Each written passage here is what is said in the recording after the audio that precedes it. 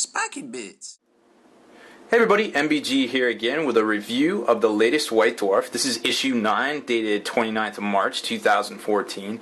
And it's way better than than last issue, of course. Last issue was very lackluster, and there wasn't a whole lot of points of to write home about in that one. But this one, oh my gosh. So, new army, question mark, I guess, right? The Astra Militarum is here, apparently, along with the Militarum Tempestus, I guess, is the faction within a faction. It was, I guess this White Dwarf actually brings up a lot more questions than it answers. There's a lot of vagaries, and I'm not really sure myself. I mean, I read through it and I enjoyed it, and it was really great. And actually, some of the stuff I kind of hoped would be in it, this issue was in it, and this is a must buy. Like, if you don't have this White Dwarf, run down to your store, get it, check it out. It's a really good one. It's definitely one of the top ones so far, and there's only been like 9, so that's whatever. So what's going on with the guard? I don't know. It's hard to say. They didn't really get in. I mean, there's a little blurb in here where it's kind of like, hey, the soldiers that make up the Militarum Tempestus or the Astra Militarum, I don't know. They commonly refer to it as the Imperial Guard, which is super confusing. In fact, I guess when I first started getting into Warhammer, the Imperial Guard to me was always like, the elite retinue of whatever ruler of a nation, was there. So I was like, why is the Imperial Guard like the most commonest dudes ever? And I had no clue, but it's just, I just took it with a grain of salt. And it's interesting to see it all come kind of full circle almost, because in the beginning, in the Rogue Trader days, it was like the Imperial Army. It wasn't the Imperial Guard. It was the Imperial Army. And then, and the Space Marines, actually, for that matter, were Imperial Space Marines.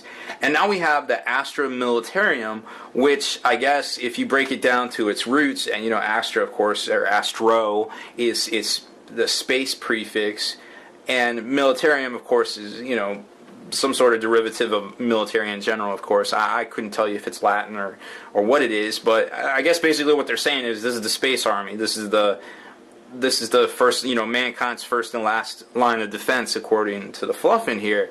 And it's just, I mean, it's kind of full circle, like Imperial Army, and now it's like Space Army kind of thing.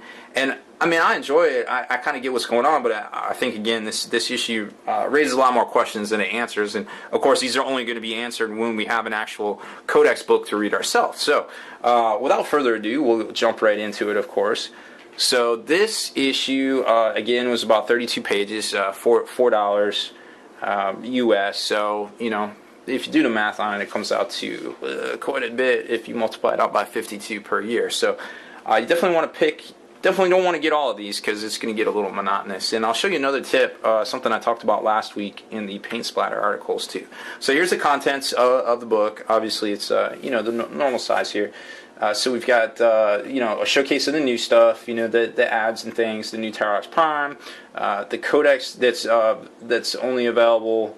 Or no, that's not it. Oh, that was just it was just a brief overview. New releases of some of the Black Library books, things like that. The Warhammer Visions, of course. Jervis Johnson had actually acknowledged the tournament scene in his article. I was astounded by it, because apparently Games Workshop doesn't do anything for the tournament scene, and he actually acknowledged the European Team Championships, and and kind of applauded them for the amount of work they do in their series of tournaments, which they do a lot of voting on missions and things like that. And it's very political. From what I understand, Europeans like to vote a lot, which is great. I'm not even going to try to figure all that out, but I know they do. They work very hard on it, and it pays off, of course. And America sends a team over there, of course, once a year, and it's a good time to be had. But it was interesting. It's a very interesting read, Jervis's article this week. I actually sat down and read it. I didn't fall asleep reading it. He's kind of boring sometimes. It's like talking to my dad about 40K. I don't know if I could. So I'm sure his ideas would be different than mine. And then we got a battle report. And thank you, Games Workshop, for or White Dwarf team for not having a one-page battle report with no pictures and just a brief summary, and then another followed by another summary of the summary. It was kind of a slap in the face last issue, and I actually really wanted to see that battle report, and I could not. So this one, it's actually the normal battle report we've all come to know and love, and I am super grateful for that. Paint Splatter was also a good one this month. They showed a lot of the armor and different things and how to do this interesting blue color scheme here on the Torox itself. So that was cool. And of course the rules are in here as well. I'm sure all that's been leaked all over the internet. You've probably already seen it, but it would be good to, we'll do a little breakdown real quick on that as well, and some designer notes in the back. I'm not going to show you everything because I'm sure the one thing everybody wants to see is the rules for these things. So we'll get to that in a second. This is the new Torox. They did not go over this paint scheme. I hope they go over it next week because I'm actually interested in the traditional Cadian paint scheme here. You can kind of see it's got some different looking colors and some washes and things here that might be pretty nifty to know about. This was kind of cool to see that it doesn't have that little lion plate, that it's not like locked into that at all, and it's got this independent kind of guard plate here. I'm not sure what to make of this though. The tread assembly here doesn't look like it goes down flush, so I'm kind of concerned about that. I hope maybe it's just kind of like maybe the kit itself is articulated enough that it just happens, the pressure point happens to be there and they didn't catch it when they took the picture, and it's just kind of pivoted up. But if that was actually assembled wrong, I'm not sure. It's not good. But I'm very interested, and I can't wait to get my hands on this kit and play around with it and see what I can do. I like the traditional tread look there, and that kind of looks like an independent support structure for each wheel or each tread assembly, but I'm not really sure, just spitballing there, because this one's, lays down flush with the table surface itself. So a lot of elements at play here, a lot of classical styling, a lot of borrowed styling. Of course, you've got the old, I don't know what this is called, kind of like arrowhead the trim that they put on there that was commonly seen in the old Armorcast Titans, and also was on the Night Titan itself, the newest one. So it's kind of cool to see a lot of the old classic look and feel to their models kind of come back and make a resurgence here in the I guess 2010s, decade of the teens, whatever we call it. There's Jervis's article. Like I said, this one was actually pretty good. This battle report was pretty cool. It was Eldar and Tal versus Necrons. A lot of cool stuff happened in it. It was kind of disappointing when I was actually reading. I guess Jess, the one guy, was sick when they were doing the big Apocalypse battle report last summer when the book came out, so he wasn't able to participate. So this is kind of his rematch. So I kind of felt bad for him because Apocalypse is a great scenario, great set of rules, and I hope to see more on that. We'll never know, do we? So Paint Splatter, very good article. Alternate color scheme for the hull here. Got some squad markings, metals, golds, trims. What I was saying last week, if you didn't watch the video, was what I like to do is take, for all the paint splatters, is I take my iPad and I actually take pictures of all the paint splatter articles, and I save them, and eventually I download them all to my computer and I turn them into a big PDF, and I do the OCS recognition, so I can have like a kind of a little booklet of all the paint splatters. So when I go back, instead of going through, and especially now there's 52 issues of these things, it was bad enough when it was once a month. But sometimes there's some really good recipes and things in here, and I like to save them, and I like to have them at my fingertips. So like if I'm up painting, I can just grab my iPad, I can pull up that PDF document, just type in search, like I'm looking for metal, or I'm looking for armor, or, whatever, camo, and it just pulls it right up. It does a search through the whole PDF, and I just pop it right up. Oh, there it is. Cool. Yeah. Let me. What colors do I need? Okay. Cool. Let me get that.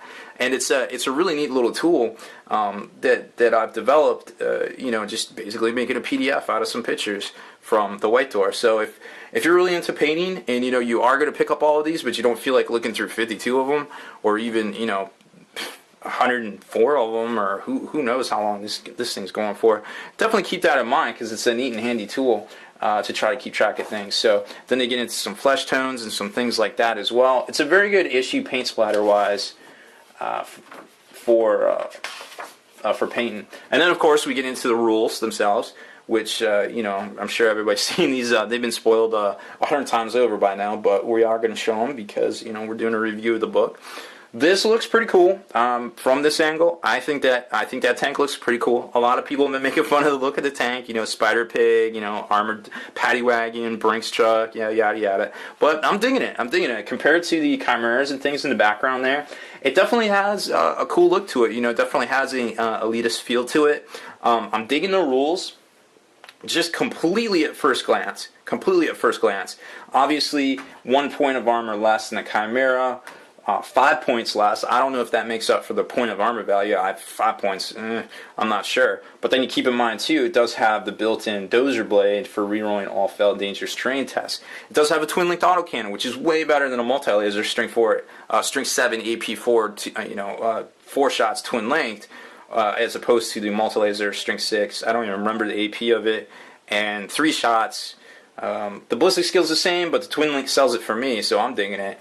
The Terrorx Prime, not exactly sure what to make of it. At first glance, it's got some interesting weapon variants here that can do some damage, but I'm not sure if you want to get too crazy. They were talking about using some of the weapons close in when the troops bailed out and engaged the enemy, and I'm like, well, some of these.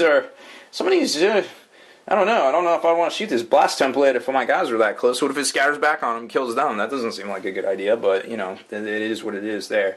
And then Adam Torque here talks about a lot of strategies and things with it. Some of them I agree with, but, you know, we can talk till we're blue in the face about these 2 units, but until we see how they interact with the rest of the army, it's hard to get a valid, you know, battle plan going there. Here's the actual 2 new units themselves, the Scions, the Tempestus Scions, and the Tempestus Platoon in general. There was a lot of weird stuff in here, like it says, see the Platoon Command Squad and Codex Imperial Guard for this special rule here for orders. And then over here, it's talking about that you can first rank fire, second rank fire, or actually in here, first rank fire, second rank fire, the hotshot las guns, which you can't do in that book.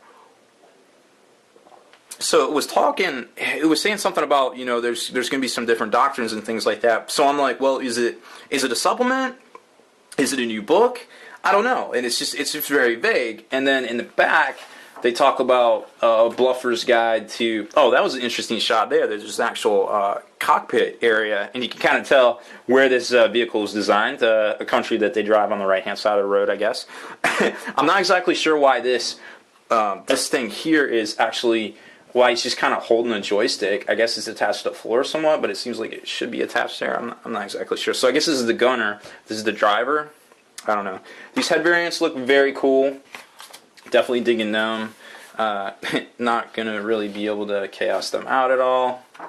Apparently uses semi-anti-grav technology in order to function and go through terrain as quick. I'm not sure what that's all about either, but... hey, we get all sorts of new fluff all the time. See, it doesn't look like it's attached to the ground there. It's super weird. I don't know. That bugs me.